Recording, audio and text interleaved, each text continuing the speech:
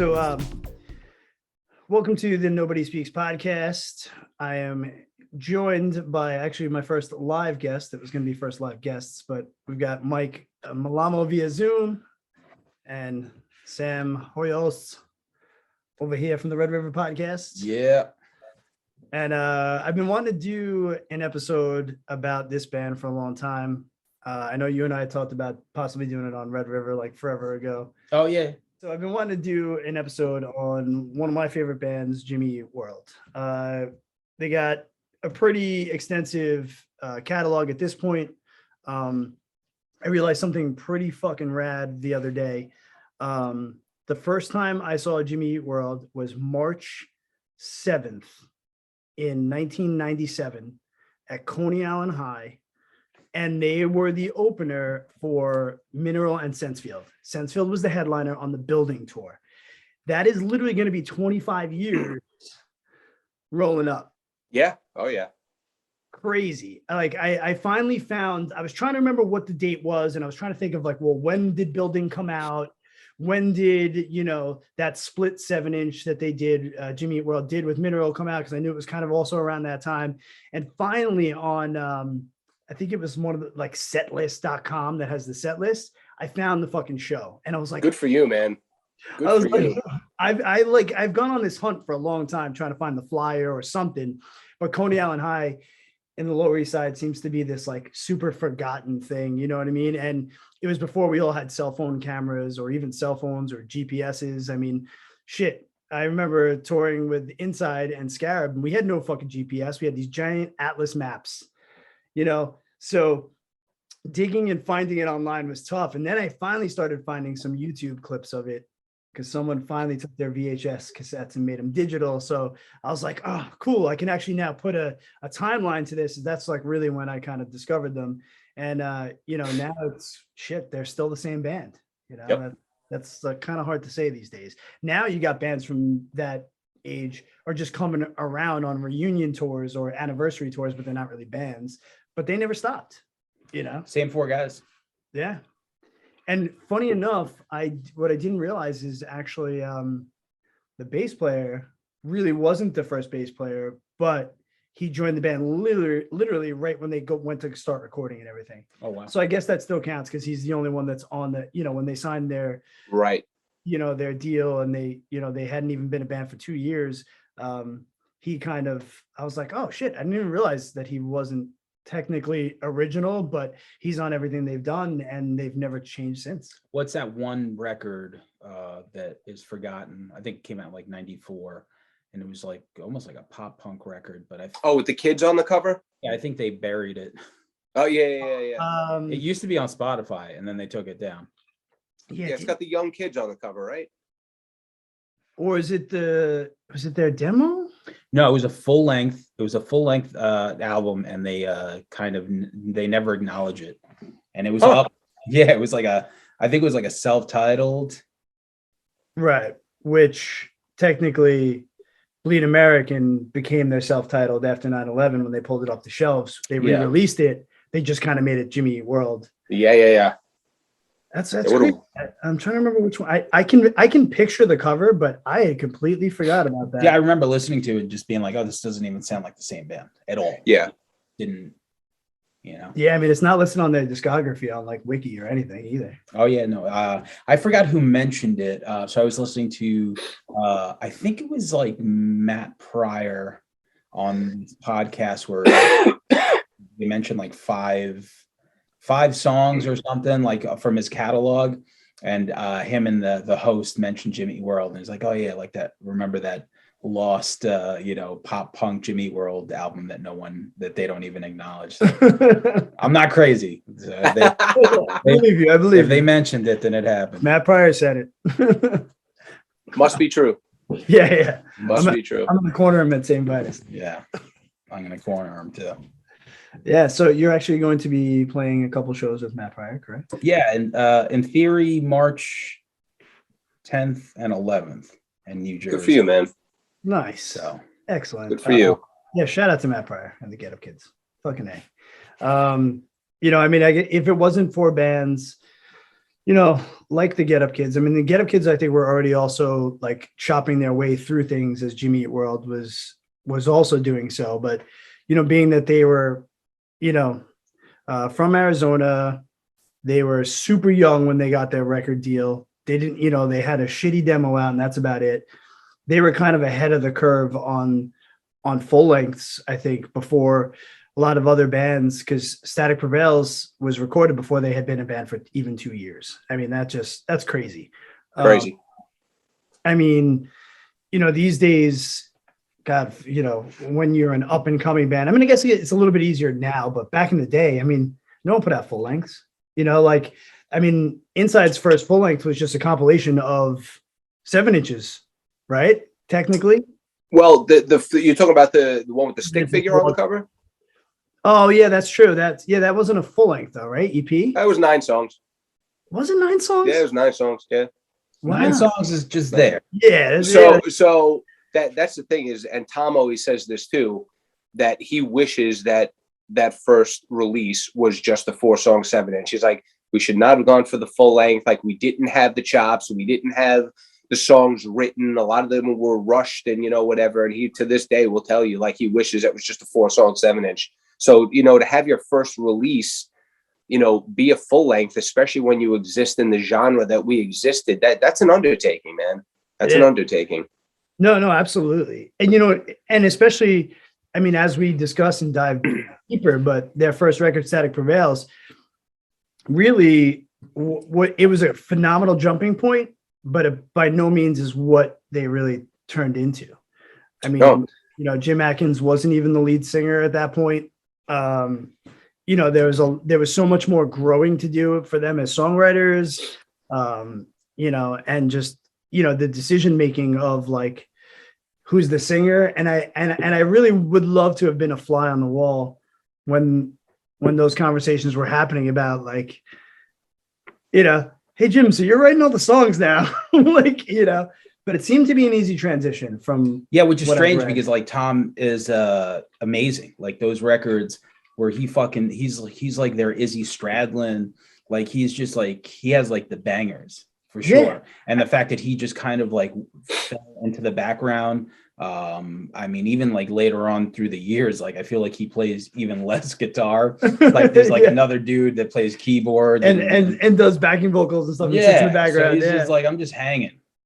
But you know what though? I mean, it's like, so I mean, I'll just mention it now because I've just was telling Sam I finished reading this book Sellout by Dan Ozzie, and he goes through the major label feeding frenzy that swept punk, emo, and hardcore through 94 and 2007. And Jimmy Eat World is one of the bands. And he talks about how like Jim Atkins was just bringing so many songs to the table that it became this natural thing. So I'm just imagining them all being at practice. And it's like, Tom's like, well, I got a riff. And Jim's like, well, I got 7 songs. You know what I mean? So it's like, at what point do you just realize and fall into what is necessarily your place?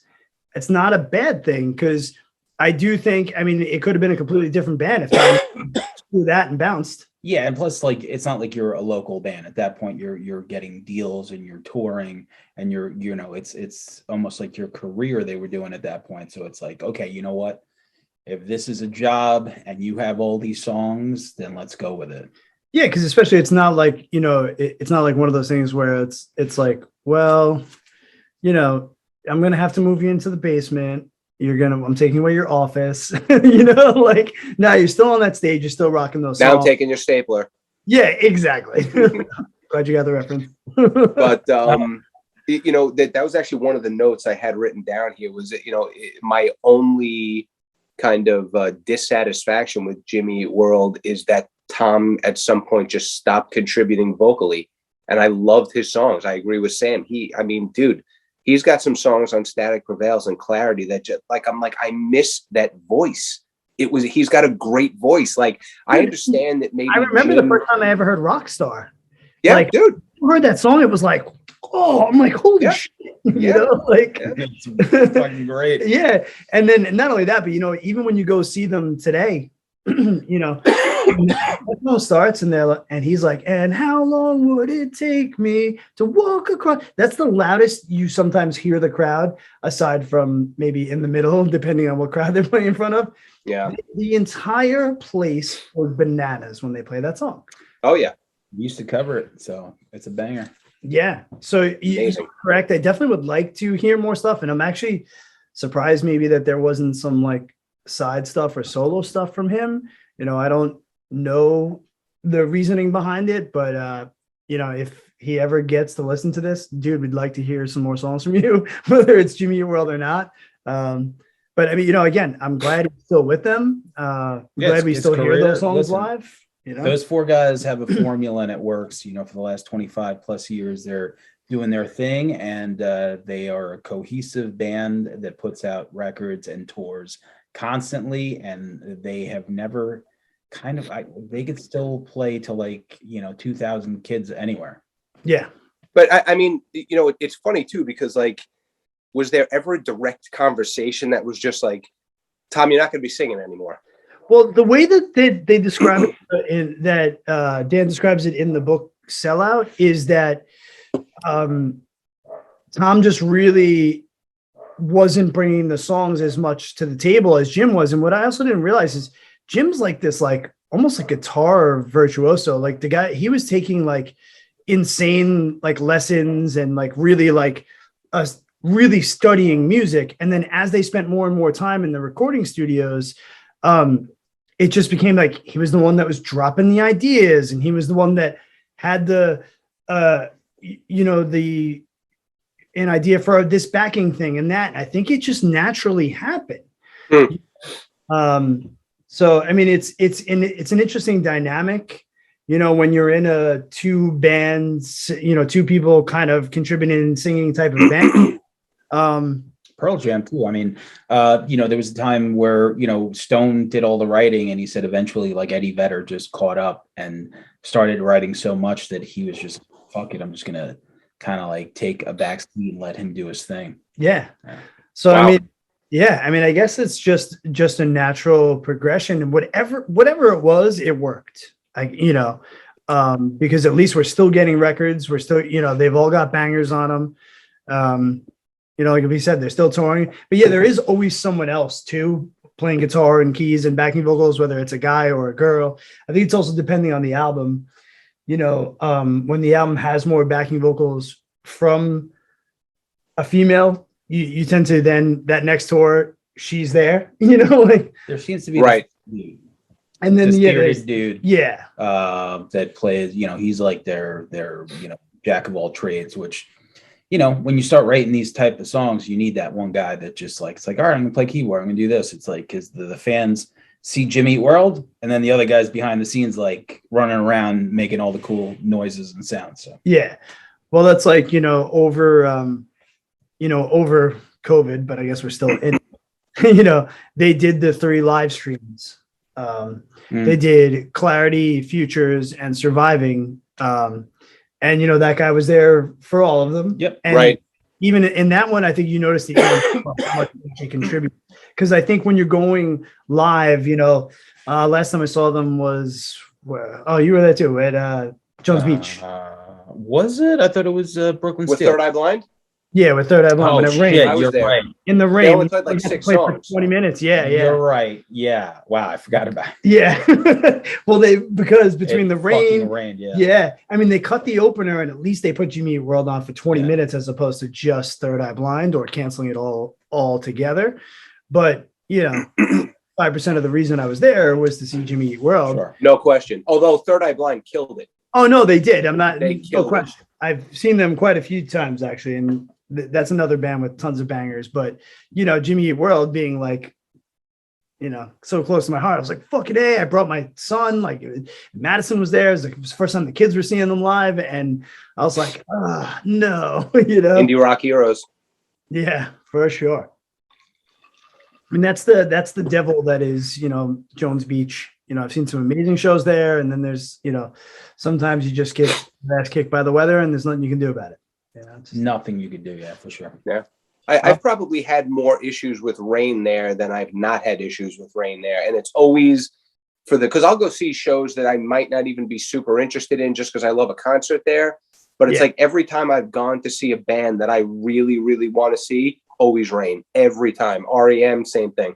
Really? Yeah. I've looked out. Thank God. Yeah, I think so too. That was the only time. Nine Inch Nails and Soundgarden, No Rain. Yeah. That was awesome. Weezer and the Pixies. That was awesome an too. Insane night. That was great. Beautiful night. But I remember in high school taking a girl there to see Tori Amos.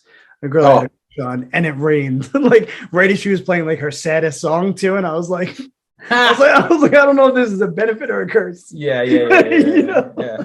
I'm like, Tori Amos is singing like Me and a Gun on the piano, crying, and the rain's coming down, and I'm like, oh man, I don't know if this is gonna get me points or which way is this gonna go? Yeah. Did you ever read the book Nothing Feels Good? No, and it's on my radar. I've been wanting to grab it, but I have not. If you want, I'm probably about 40 pages away from being done with it. I'll give it to you when I'm done. It's a decent read. I don't necessarily agree with all the bands that he kind of bumps in it, and he uses Dashboard Confessional as kind of the jumping off point for everything, which obviously it doesn't sit well with me, but he sits heavy on Jimmy Eat World.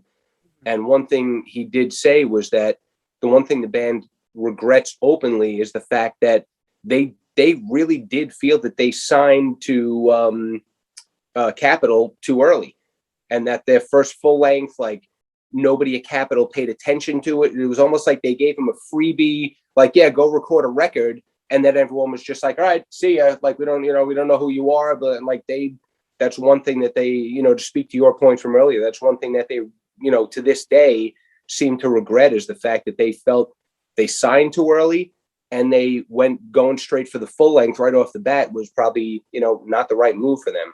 Yeah, they had only had a demo before that. And then what I found insanely interesting too, again, a lot of this information I got from the book Sellout, you're gonna dig this book. It covers Green Day, Jawbreaker, Jimmy Eat World, At the Drive-In, Thursday, My Chem, Rise Against Me, just all about how they started, how they ended up on a major, and what their fan base did, and kind of how that transition was. Super interesting, especially for guys like us. Fascinating topic for sure. Yeah, because we're all, being musicians, and at a point where, back in the day, it was the quote unquote kiss of death for us when bands that we loved were signed to a major. Like I remember, not even just a major, but fuck, when VOD signed to Roadrunner, people were like, what the hell, and it was like, so especially coming from that time, but that's a different animal now. Now kids are like, I'm going to put my shit up on SoundCloud, and cool, hopefully I do get that deal. Or you even have, like Run the Jewels. Shit, they did it for what, 3 albums, being big as fuck without a major.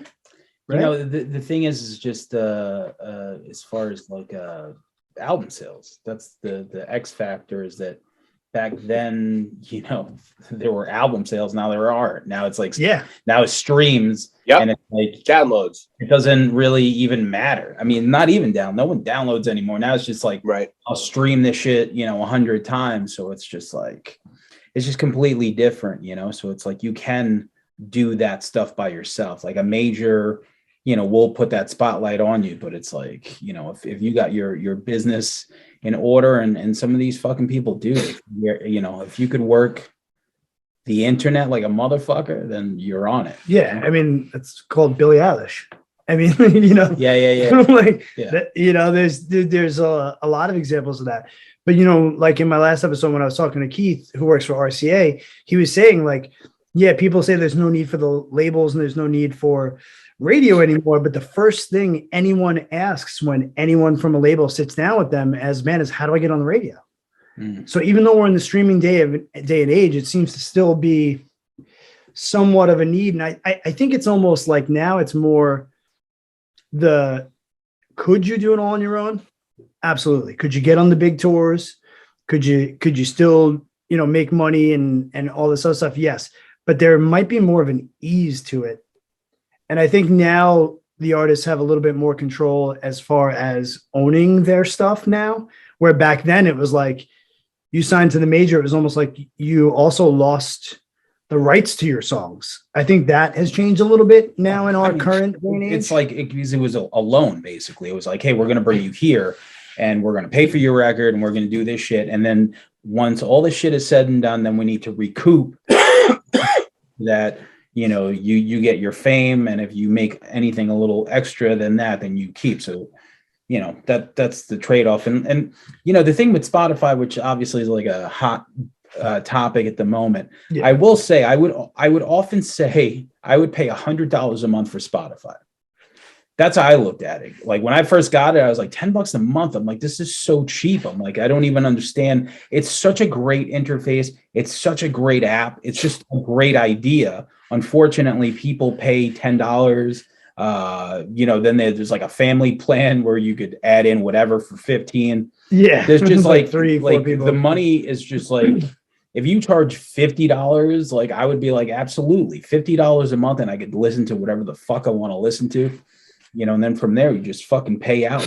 You know, that's really like, I think the knock on it is that they don't pay as much. Right. Know? But it's like, if you were on the radio, maybe you'll get mechanical royalties, but if you're shit's banging on Z100 in like the 90s 100 times, like, I mean, I don't know it. Do you get money from that? I don't know. Yeah, I mean, that's where they were making their money back in the day. And the fact that that's flipped is like so different. Now it seems to be, it's just from touring and merchandise. And for a band like us that has no merchandise and no touring, like Spotify to me is our lifeline. If it wasn't for Spotify, people like my band would not exist in the eyes of anyone at all. So I like that. Yeah. Speaking of which, we really need to get all the inside and dearly departed stuff on Spotify, Mike. So if you could work on that would be great. As Sam will attest to, I am probably the last person anybody wants to, hitch their wagon to when it comes to anything having to do with the internet. I am not only am I bad at it, I am still clueless to it. I mean, people have said this to me about both those bands for a while now. Yeah. And apparently, like, Dearly Departed was available for some time on Spotify. Now, like, it's not. I don't know what happened. Yeah. I don't know what happened or why it happened, you know? Yeah. Well, I mean, at least I get my funeral. True. I'm happy about that. You know, to back up a little bit, to speak to your point when you had said before, like, you know, the kiss of death as far as indie bands or hardcore bands signing to a major. It's funny because, like, we would always sit around listening to these bands like VOD or, you know, Sunny Day and be like, how is this not the biggest band in the world? And then all of a sudden they would sign to a major and start blowing up. And then people would be like, oh, this fucking band sold out. It's like, I mean, you know, did they really? Because I saw them in a basement, you know, like. Yeah, exactly. Did they sell out or did they just gain the popularity we always felt they deserved? Yeah. And you know what? By enabling a band to do what they do for a living, we're going to reap the benefits of getting more music. You know, sure. If all of us could just sit at home and write music, the amount of music that we could pour out to people would be insane. You know, like it'd be nice. I'm, you know, sometimes, you know, finding time to like sit down and play my guitar. I mean, you're the hardest working motherfucker. No question. No question. And I don't know how you find the goddamn time. I mean, you guys are embarrassing Chris Enriquez right now by calling you. All right, true. You and Chris Enriquez. Okay, you guys like a tag. We got a single coming out tomorrow. We just dropped a record. We didn't even know about it. No, yeah. I actually co-wrote a song with him on his new record. Oh, nice. And I think it comes out tomorrow. I genuinely think. I think it comes out tomorrow. But I'm making a joke, and this dude's dead serious. Shout out to Chris. Yeah, always hardest Chris working man. Yeah, that dude. What's up, Chris? He's pooping out music right now. Yeah. It doesn't matter what. And good for him, man. I mean, that kid is, another one of those guys that has always had his heart in the right place and always worked his ass off and always did whatever he could for anybody that that would give him the time of day. So shout out to him for sure. Yeah, I mean, I remember seeing On the Might of Princes and everything from basements to backyards to W halls, and he was always the first one at the show and the last one out of the show. Sure. Always the one with the flyers, always the one talking to every single person, and he paid his dues and it paid off for sure. I mean, listen, all the way back to Fall from Grace. Oh wow, that's right. You know, God. for sure. My memory's worse as I get older. That whatchamacallit, that Coney Island High show you were talking about. Hold on, let me stop this phone from ringing. Sorry. But back to that Coney Island High show. I know you and I hung out there that night. And I remember, like, you got me into Sensefield. I was obviously already into Mineral.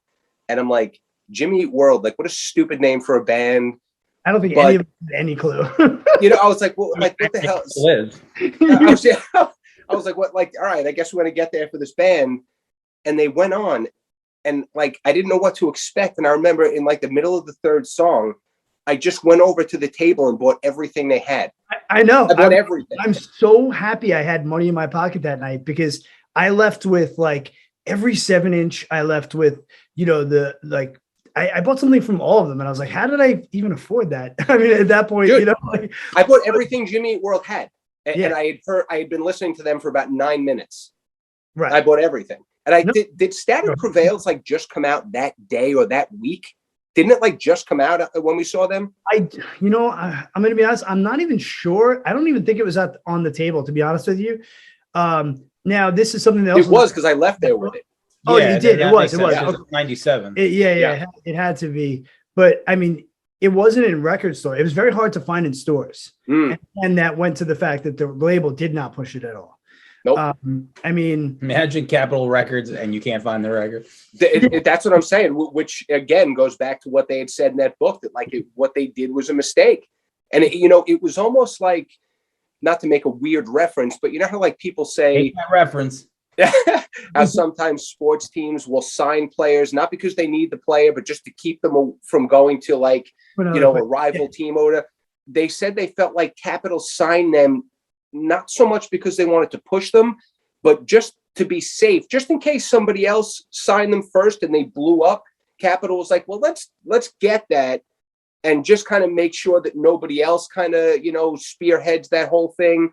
And then when they didn't feel like it was happening anywhere else around them, they just kind of let that record fizzle, which sucks. That's got to suck as a musician. Well, I mean, you got to think about it too. Every label was running to every small scene and trying to find the next Nirvana, because Kurt had ended his life. I mean, allegedly, yeah. Allegedly, right? Yeah. That's another podcast. Yeah, that's a whole nother one. I mean, the music industry in itself is at its complete insane turning point. You had Green Day blowing up. You had, Weezer blowing up. Yep. And then everyone wanted that next band. And it's like, they thought they were finding them in these small clubs, and you're right. But it was really like one A&R that really, really, really, really believed it and in them. And he was right. And they were wrong. But I think it did serve its purpose, I think, because they said the best and only thing they ever did for them was they bought them a used Ford Econoline van so that they could actually tour. Right. That's the van that probably got them to Coney Island High, that allowed us to see it. And that show in general changed my everything. Cause you're right. I had been listening to Sensefield. You had played me Mineral, so I was excited to see them, but it wasn't until I saw them all sweating in their white t-shirts and almost crying while they were playing that I was like, what the fuck? Yep. Even the opener, Jimmy Eat World, blew me the fuck away. I think there was one other band, but I don't think we made it to see that band. I think it was Cambria. Oh, sure. Yeah. So, but I remember I was like, I cannot believe that I just saw 3 bands that blew me away, that had melody, but they had screaming guitars and they had hooks. And I was like, it molded everything together that we were seeing and hearing. And it changed what I wanted to play musically. It 100% like completely changed everything for me. I was like, you don't have to always scream for it to be passionate. Yeah, no, it's crazy. Like certain records like that. If I look back in my life, there's certain times where like I listened to an album that changed everything. Maybe it changed everything for a year. I don't know. But like, you're like, oh my God, you're like the Blue album. this is what I want to play forever. Then you hear fucking, Static Prevails, and you're like, all right, this is what I want to play. Then you hear At the Drive-In and Casino Out, and you're like, okay, wait, this is what I want to play. It's like Slip, like blow your Quicksand Slip, right? Yeah, Slip. That was my number one album on the Red River. Nice debut albums. Yeah, I missed that one when I dropped my top 5 to you, and I was like, fuck, how did I miss that? I mean, there were so many great debut records in the 90s. I mean, but so I'm just gonna grab this here. Is that the split? This is the split with. Oh yeah, that's it. Yeah. And then the other.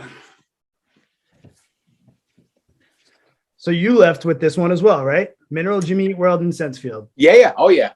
This 7-inch is like. These 2 7-inches, they're split with Jay June and they're split with Mineral and Sensefield, have been played more than I can even count. The Jimmy Eat World Jay June split is that's top 5 splits, maybe top 5 7-inches of my life. Yeah, me too. 100%. I mean, yeah, I've got about my 3 top would be this, the Brody 7-inch where they cover Boys of Summer, and then hate to toot your horn, but probably regarding time probably the 3 7-inches I played the most in my life. Go man, without a doubt. And what's funny is they legally were not allowed to release these 7-inches. But they said that they were flying so far under the radar at Capitol, they didn't give it a shit, and they just did it. That's why you'll never get represses of these. That's great. Yeah, they were doing. That's crazy. They know now. Now everyone knows. Yeah, like Capitol could give to so many little shits that they were doing stuff like this completely under the radar. I didn't even think about that. That's crazy. Yeah, because I mean, this one was on Crank, right? This one was on like a label that had just even started, I think, to even put it out, Big Wheel. Wait, that's Big Wheel? This is Big Wheel. Big Wheel Recreation? Yeah. Well, I mean, dude, Big Wheel put out the Lincoln Hoover split a couple years before that, which may be the greatest hardcore 7-inch of all time. Yeah, they were a baby label at that point. Dude. Boom. We got to ask the Watch if he agrees with that. I mean, I'm sure he's going to pull out an old Circle Jerk 7-inch that no one's ever heard of. It's got 5 songs and it's 1 minute and 19 seconds long. You know what though? I bet you the Watch's picture is on the back of this 7-inch. Yeah, you're right. Shout out to the Watch. That dude, man. Yeah, I mean, yeah. We can talk about this stuff all day, every day. But let's get into some our picks here. So I asked you guys to do 2 things. So we're gonna do our top 5 records of Jimmy Eat World. You don't have to put them in any particular order. I did. With the records, I did. Songs, I don't think the songs. You could ask me tomorrow and it would change. Absolutely. But top 10 songs. So because there is such a discography. Now, I don't know which one we should start with. Should we start with songs or albums? I think we should do albums, right? Because does that make sense? Because we're just going to do, like, I think we should do the albums and then really break down the songs. Yeah. All right, good. Agreed. I'm going to the more veteran podcaster over here in Sam. He's usually right. Don't tell Karen. All right, so we're gonna start. We'll start with Mallamo over there, sitting at home, chillaxing, and then we'll go. Indeed. So number 5, I had your number 5. Number 5, I have Bleed American. Okay. You want me to run them all down, or you want to go? No. We'll go around. We'll go around. So everyone's 5. Yeah, Bleed American or just Jimmy Eat World. Jimmy Eat World. Yep.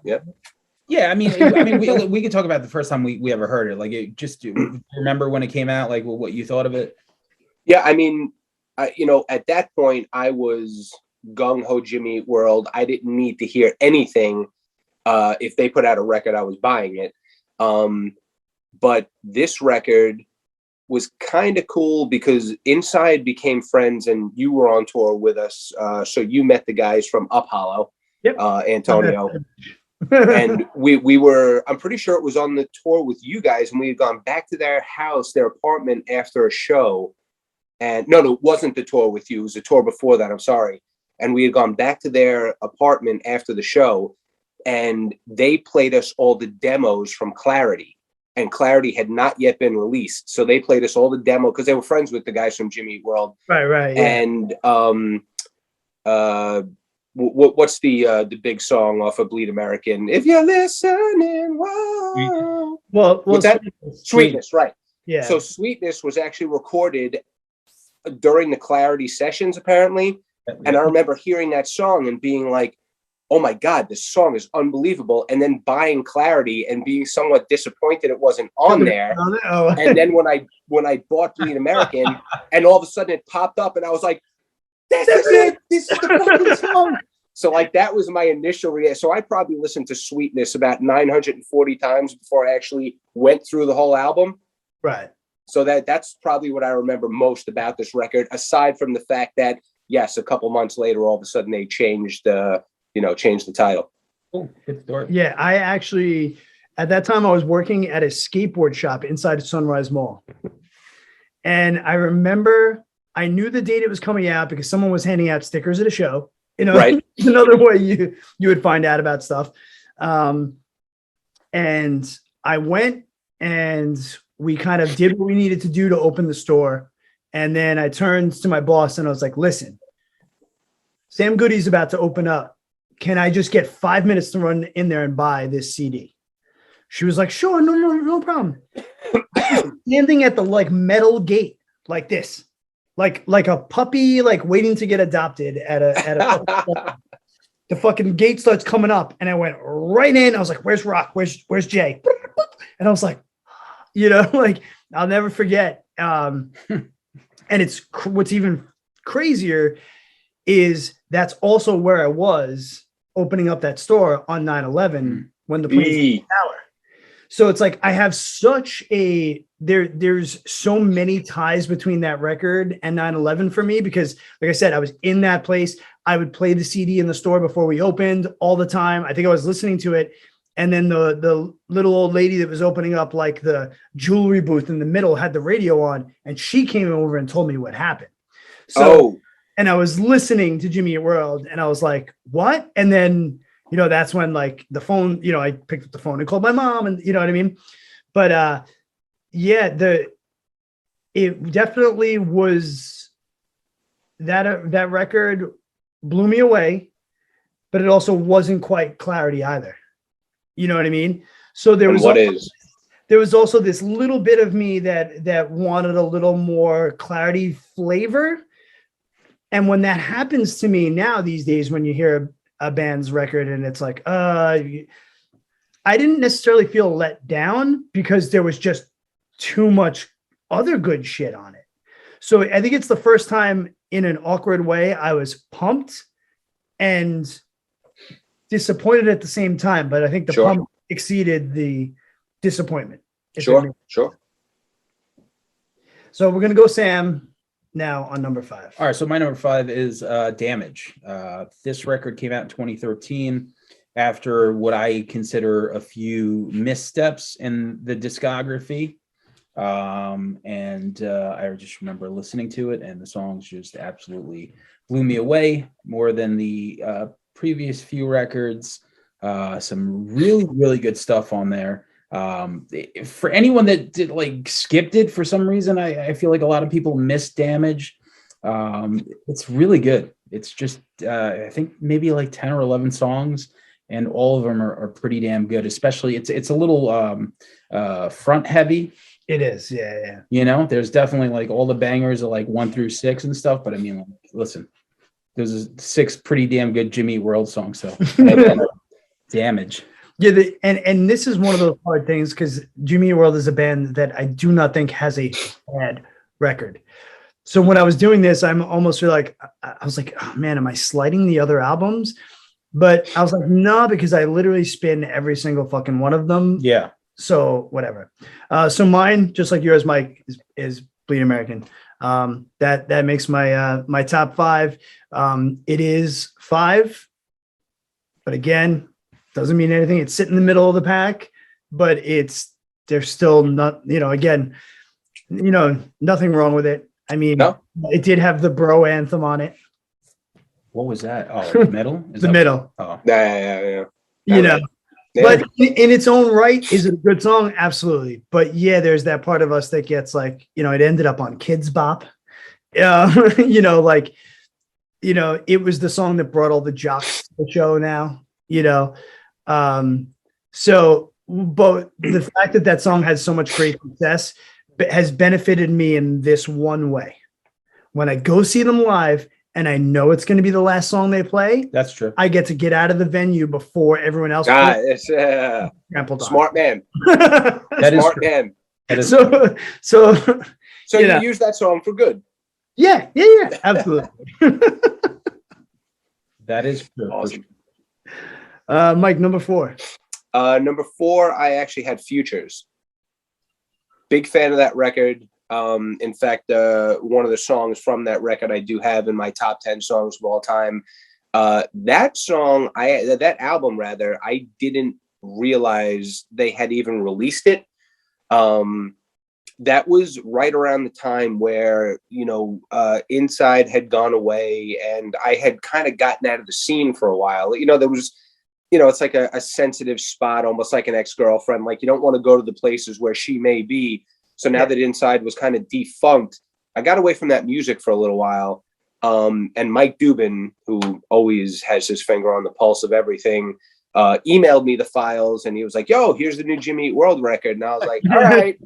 And after like an hour, after literally an hour and a half tutorial of how to download these files onto my thing, God bless Mike Dubin.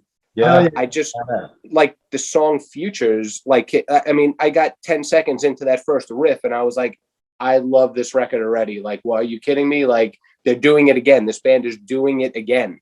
It's like anytime you want to try to write them off, they come out with a record. You're like, dude. So love this record. For sure. So my number 4 is Bleed American. So, I how'd you come across it? So I came across it because my sister really liked Jimmy Eat World before I did. I just saw the name and I associated them with a band my sister would like. So it almost sounds like a ska band name. She had, she had all their albums, but this one in particular, I remember. And I don't know. Then I started listening to it and I was like, okay, this is pretty good. God, what was the song? So Hear You Me for sure.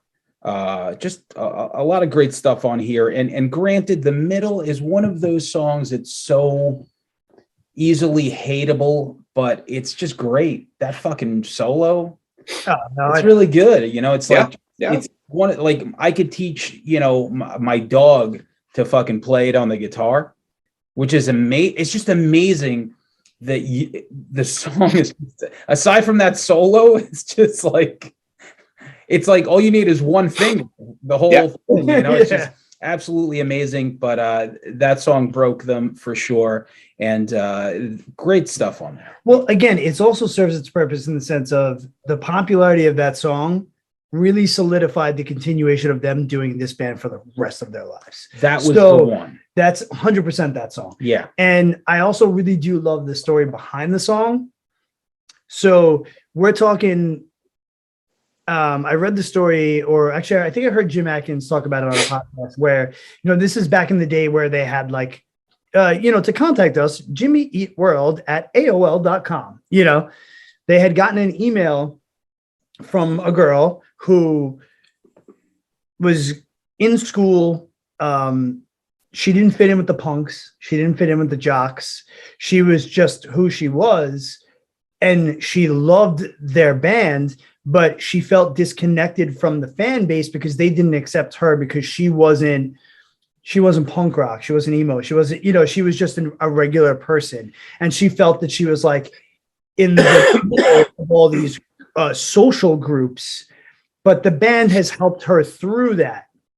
And they wrote that song like for her and about her. And I was like, that's fucking awesome. You know what I mean? Like that's it great. makes amazing. so much sense. You know? That's absolutely amazing. I didn't know that story. And then when you're telling the story, I'm replaying the lyrics in my head, and that's great.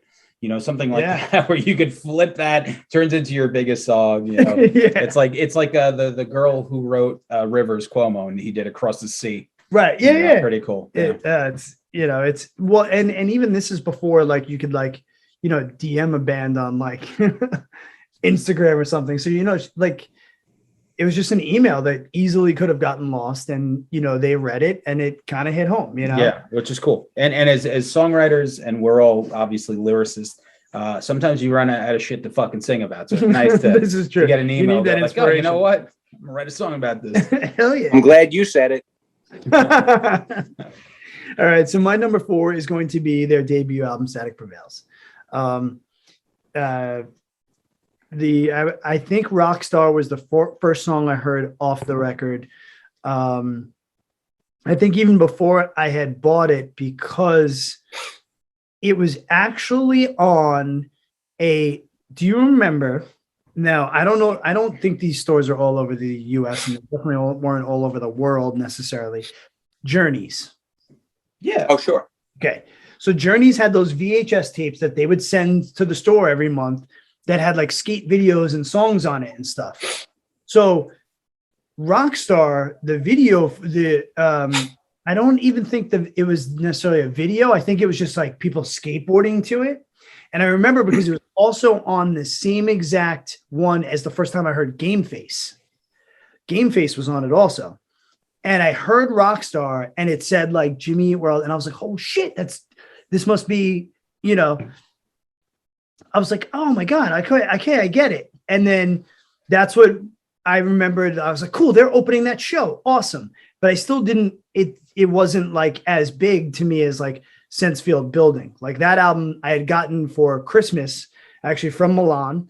And that's why we went to the show in March. And I was all about hearing those songs. So it's like that had already gone out of my head until they then played. And I was like, oh my God, yes. And now I'm putting pieces together. And I was like, fuck.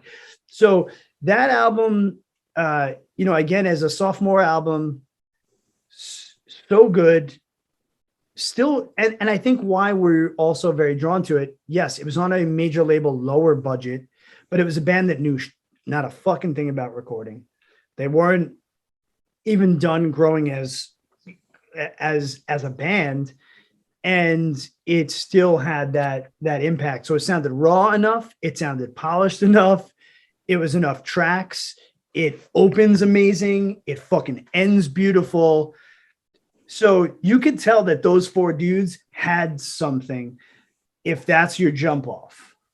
Yeah, that song in particular, like you could look at that record and it has its punk edges with a lot of cool guitar stuff, but that song Rockstar in particular was the one where you're like, oh, these guys could do this if they wanted to. Yeah. And that was just like, oh, this should be on the radio. This should be that big. And that Rockstar was definitely, that's why they made the video.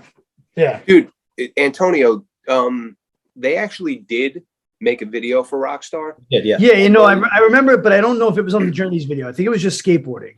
Do you know where it was? Basically like a live, performance type video, and they shot it at Coos Cafe. Well, yeah, I know. Yeah, in SoCal where we played. Yeah, where we played. Yeah. Oh God, shout out to Mark Casas. Yeah, dude. Oh God, I remember that night like so vividly. I remember like sitting out, like weren't the where you set up the merch? Wasn't it like it was kind of outside? Yeah, it was on the patio. On the patio. I remember me and Melanie sitting on the patio and just being like, and like to us, like as just like, babies, we were like, we made it. You know what I mean? No question. It was no question. Yeah. Is that where Tom threw a trash can at someone? No, that was in Seattle. Oh my goodness. Oh my goodness. We have other tour stories. I mean, tour that Craig got left. That's a podcast all in itself. Yeah, Craig got left outside, and they drove away, and then we picked him up and found him. Oh, that's great. Poor Craig, man. Poor Craig. He was peeing on the side of the road. in Colorado. Oh man. All right. So we're number three. That's it. I don't know if this is allowed or not, but I'm doing it anyway. I know where you're going. The singles comp. Oh, okay. Actually, Yeah, of just their 7 inches and whatnot. Like, dude, as a as a full length kind of unit, like I wore that CD out, man. Is that? I mean, this one, Mike, that also has the J. June. Yep, I mean, that also has the Jebediah split on it. That's it. Yes. Yes. Singles, and it has the Jebediah Jimmy Eat World split on it. Does it really? Yeah. I don't know if my version does. Yeah, I don't remember having that. Yeah, this one. I mean, No, it's been a re-release of a re-release. This one's 2 discs. Oh yeah. No, that's not the one. I had the original. Okay, the original. It's only like 14 or 15 songs or something like that. 11. 11. Yeah. That's I mean, it's got Christmas Card, Untitled. Yeah. It's I mean, start to finish. Satellite 77 is on there. Blister, I think, not Blister.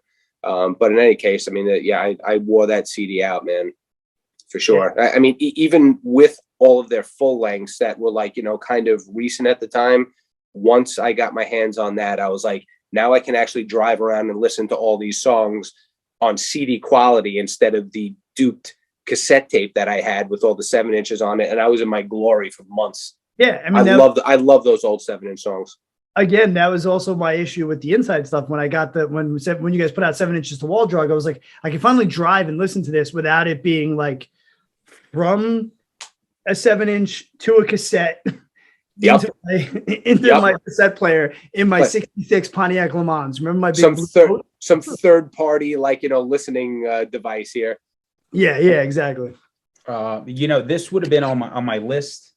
I just didn't really consider it an album, but this was the first thing that I listened to. Speaking of my sister, because she had this. So when she had this, I put it on and I heard Opener, and my mind, I was like, I don't know. I'm like, this band's amazing. Like, I don't know. Like the whole same thing with me. Like, probably out of all the albums, this is what I listen to the most, 100%. Yeah. But anyway, my number 3 is Futures. Opening riff, man. You hear Futures. Yeah. It's just I obviously I like it more than Bleed American for sure.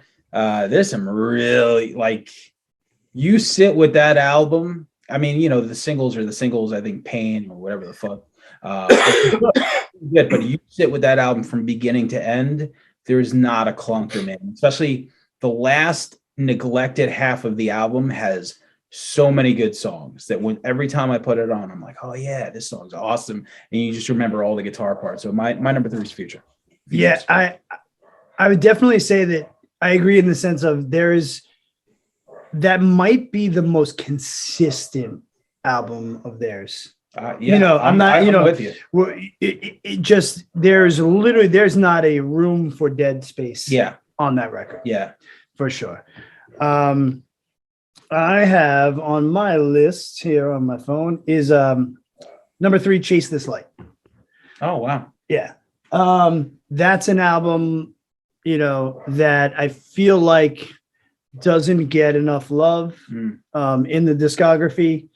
Love that record. Yeah, it's, I have it over here sitting behind Sam in its vinyl glory with the peacock feather on it. I thought it was like it's got nose. No. So I remember when I worked at H&M, so you can tell I worked a lot in the retail world in the mall. Always Be ended up on one of the playlists. And I was like, holy crap. And I was like, am I really listening? Is this like really happening now? I mean, it was after, In the Middle was big or whatever, but I think Always Be was, I think, the next song that actually got some commercial play for them. And this one's got, it's got Dizzy on it, Firefight. Firefight almost feels like it could have been on Static Prevails, so this album, I think, had a great mixture of catchy, hooky stuff with opening up with Big Casino, but then it's got its, always being Carry You, like kind of keeping it there. I love this record. It's still on regular rotation. Again, with Spotify and stuff, we tend to make our playlists or we go to our best ofs and everything. But it's one of the albums I will 100% go to the whole record, just hit play and do my that was my the competition for Damage. It was either that or that, but I like Damage a lot. If you guys called me on the singles record, I was going to replace it with Chase This Light. Well, I mean, my thing is all this is to interpretation, and if that's the one you listen to, rock and roll. Like I always try to go with LPs. You know what I mean? Like with standard full lengths, when I make my list, just from being like if it was, Rolling Stone or some shit. Yeah. When we do any Red River thing, I just say the same thing. I'm like, who fucking gives a shit? Yeah. Stupid fucking podcast, and we're talking about music. Like, yeah, whatever. It's like what we do. It's like your rules are your rules. Obviously, that this is an actual disc, and right, exactly. It's an album. It's whatever you want it to be. Right. It's not like no one's going to be like, I can't believe you picked a singles album. It's ridiculous. No, because this is what it is. It's fandom. And it's we're total fan. Yeah, That's we're it. just Good deal. I wouldn't do a greatest hits record, but a 7-inch compilation, I felt maybe I could squeak that in. Right. Yeah. A B-sides, album. Like I talk about that all the time with The Cure. The Cure B-sides box set. So good. I tell people all the time, I'm like, is one of the greatest things you can ever purchase in music. Join the Dots? Yeah. So I mean, good. it's fucking unbelievable. They're better than some of the albums. Oh, 100%. I listen. The best B-sides, The Cure, Pumpkins, Weezer, Pixies, Superchunk. I knew Jimmy Eat World covered a Superchunk song. They do Precision Auto. I had no idea. I think they don't do tons of covers, but they might be the best band that has selected just the perfect cover songs to cover. Yeah. Them and the Get Up Kids. Yeah, true. Yeah. But come on, like covering a Heat Miser song and then referencing it in one of your songs, like saying like your favorite Heat Miser song goes, it's fucking brilliant. I mean, because Elliott Smith is, for sure, is on my Mount Rushmore songwriters. He is on my Mount Rushmore for sure. Moving on to? We are down to numero dos. Number 2, I had Static Prevails. All right. That one's up there for you. No, I mean, this is also one of those conversations where I can't argue. I would never argue anyone's number one. Yeah, it's my or number, anything. It's my number 2. Okay. Yeah, it's my number also 2. your number 2. Sweet. Tomorrow you could ask me and I could put it in front of my number 1, which I'm sure we all have the same number 1. Yeah. But yeah, it's just Static. Yeah, when I heard Static, I was just like, fuck. I'm like, because to me, as someone who loved melody, like when I heard the Pumpkins, like when I heard Hum, you'd prefer an Astro, like these records, like I always liked melody, but I loved cranking my amp and making noise. So when I would hear stuff like this on Static Prevails, I'm like, oh, you could do this. You could do both. Like you could have these gigantic guitars and still be fucking completely melodic. And Static Prevails was definitely one of those fucking records for sure. So number 2. Yeah. I mean, we can't say enough. So my number 2, so making this list and my top 10 songs list was a fucking huge eye opener and way fucking harder than I thought it was going to be. Oh my God. The songs, especially. The songs for sure. Well, and this is where I'm going to go with the albums. You're saying all our number 1 is going to be the same. So then you flipped it. I did flip it. Okay. For the first time in my life, I flipped it. Okay. And Clarity is going to be number 2. Yeah. Okay. And I'm going to dive into and explain that a little more. Clarity, I will say, under the emo genre, like everyone else has said, I think is the quintessential the fucking emo record of all time. And it has been one of my favorite records, if not my favorite record for, almost 2 decades.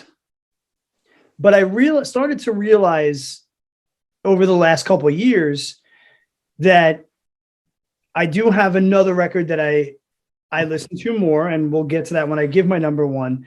But the thing that I have with Clarity that always put it as number one was my emotional attachment to what it did for me in my life at the time. So I tried to really now step back as a musician, as a fan, as a lover of all things music. And I'm like, as a full record, there is one more that does slightly reach it over for me. But I've always put Clarity up there because there was a time in my life where every night when I went to sleep, I put that record on, and it got me a lot of shit. But then I was like, does that necessarily make it what I think is their best album and the one that I've listened to most? And I think by making my top 10 and realizing that my number one album had the most songs on my top 10, I felt I had to be a little bit more honest to myself. And Clarity came in at number 2 by a fucking fraction. Okay. So we'll get to the one when we have the number one, but respect to that. Yeah. Okay. So I had to lay that out. It was a tough thing for me to come to grips with. No, I get it. I mean, listen, and me and Mike both have Clarity. So number one, that's it. No arguments. It's no arguments. Yeah. It just, once again, my sister had Bleed American. She had, she had all of them except for Static Prevails. I ended up buying Static Prevails, and that's when I was like, whoa. But, she had Clarity, and definitely, just what can you say? I remember playing in a Jimmy Eat World cover band for a couple of years.